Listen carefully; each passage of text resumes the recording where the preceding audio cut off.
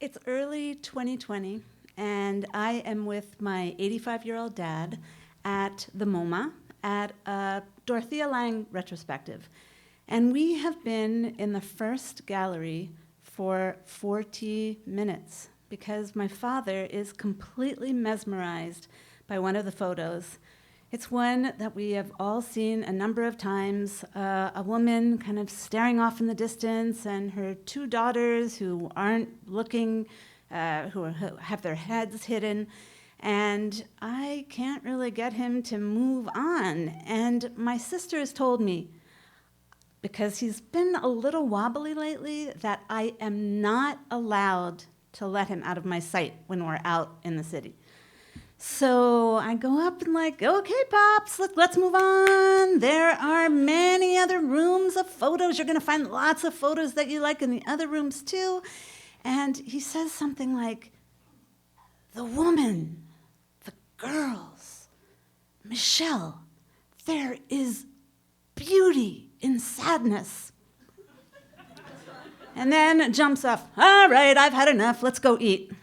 And the rest of the retrospective is going to be for another day because at 85, he calls the shots. And so he heads to the bathroom, and I tell him, meet me right over there in the bookstore. And 10 minutes later, there's no sign of my dad. So I go to give him a call, but comme d'habitude, I have forgotten my cell phone.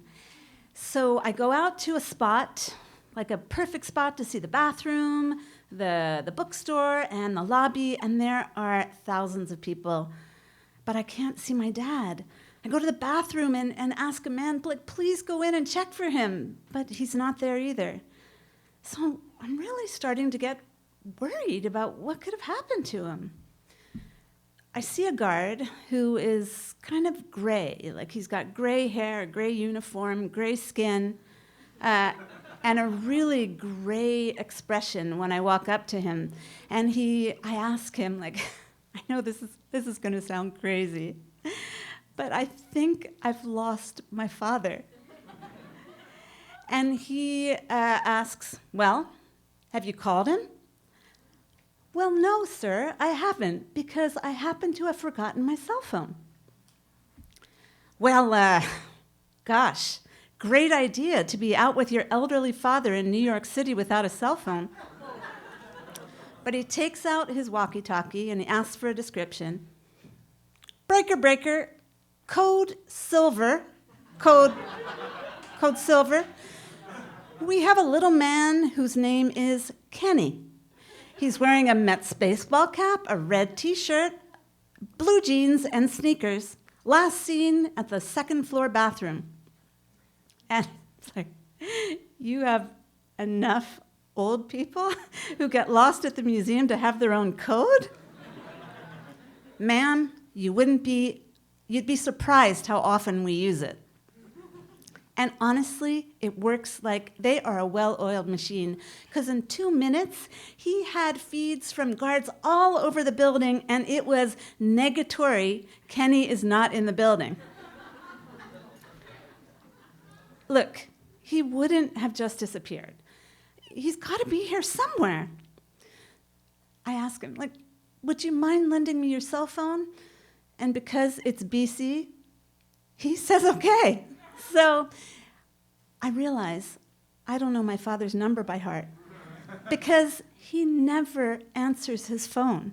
So I could call my sister, but she is like a tiger when it comes to my father, and she would be extremely angry.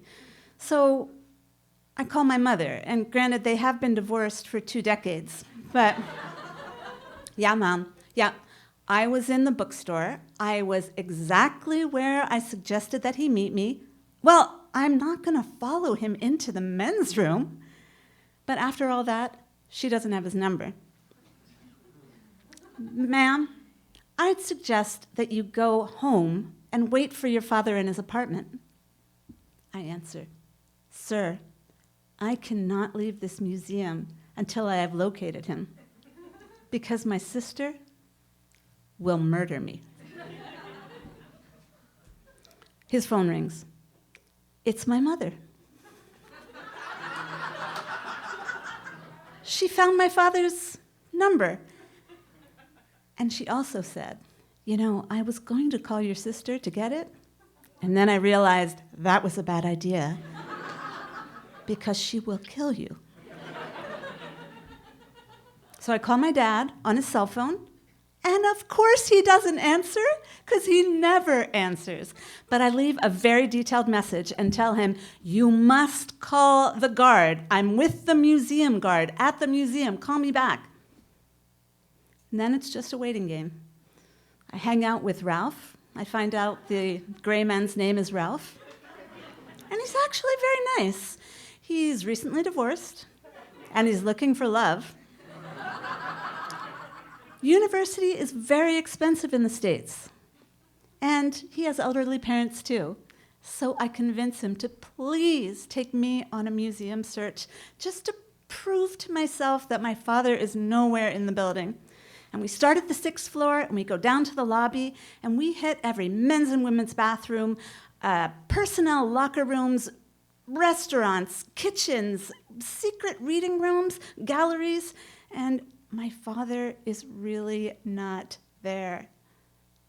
And I should have just waited outside of the bathroom. Why did I choose to go into the bookstore? Because something is really going on with my dad.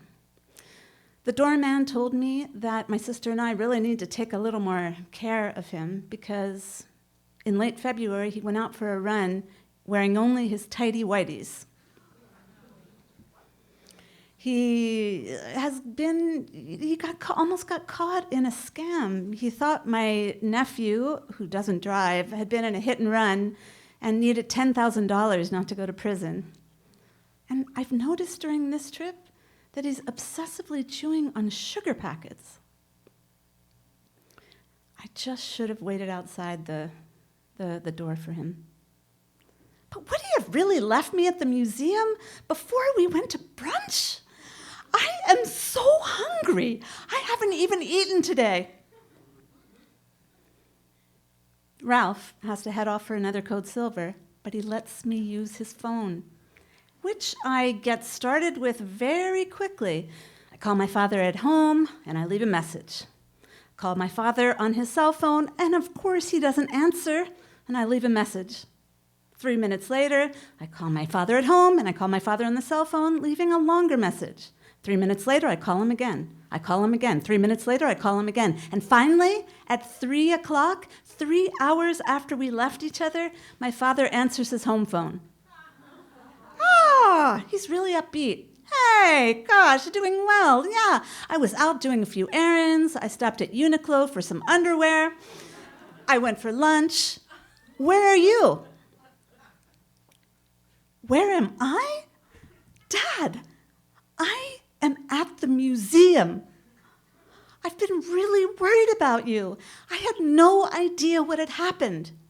Why did you leave without me? And my dad just gets angry.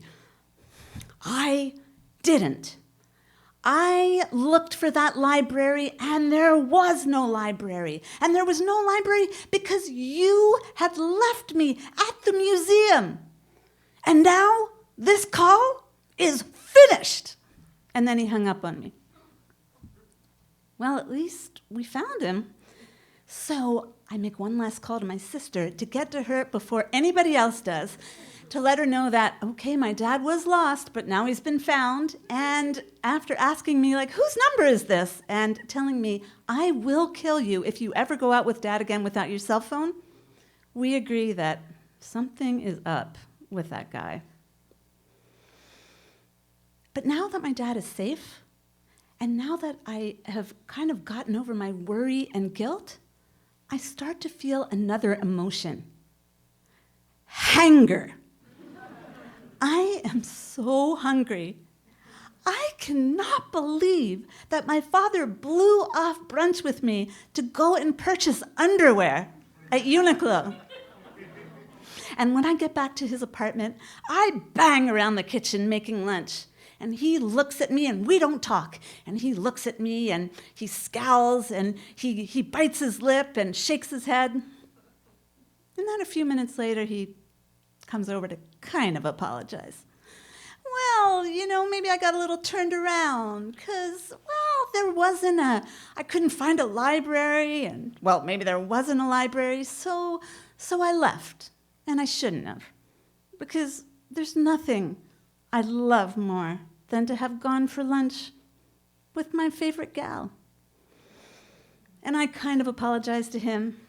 Well, if I'd had my cell phone, and if you ever answered yours, I could have met you at the restaurant. And it ends up being our last trip to the museum, because a few months later, he's diagnosed with stage 4 cancer. And it's already by the time we find out, it's already spread to his back, to his brain. And 6 weeks after that, he disappears, poof, into the air. My sister and I still haven't gotten over it. And I still can't get that Dorothea Lange photo out of my head. The mother, who really is so sad, and her daughters who look like they're grieving. I look at it online all the time. Sometimes a photo catches you, but it takes a while to understand why. Thank you.